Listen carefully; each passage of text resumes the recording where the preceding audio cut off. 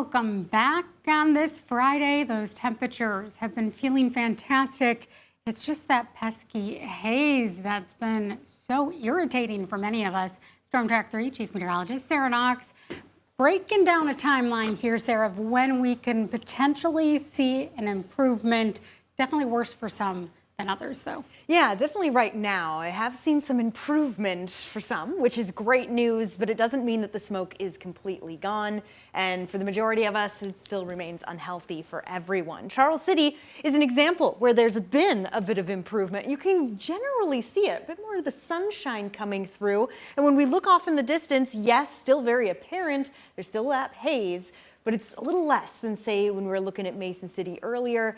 It's really clear there. Regardless, Charles City and all of Iowa, all of Minnesota, all of Wisconsin, all of Illinois, and all of Michigan remain under an air quality alert. Iowa, the big difference is it has been extended. It was originally set to expire at midnight tonight. Now going through Sunday, 8 a.m. It's just going to take some time for the smoke to start making its way back north. And as it does, it's going to once again pass over us. So it's just going to take some time for it to move out.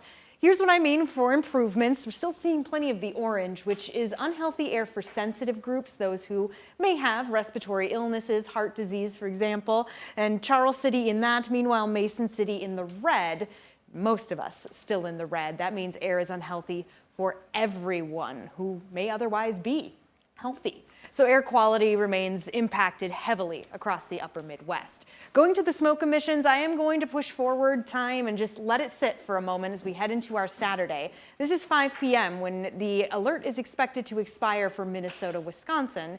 I'm thinking we'll be extending it, though, because the smoke, not really going to see much of an improvement, at least for our area, until we do get into Sunday. Otherwise, it's still something we'll be dealing with even as we head into the new work week, Monday. But we do see improvement, and I think that's better than nothing.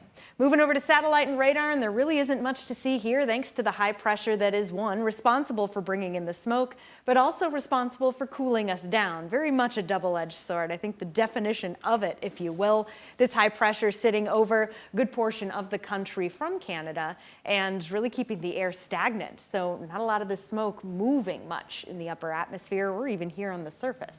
But there's the temperatures, comfortable in the low to mid 70s, some of us a little warmer when known at 77.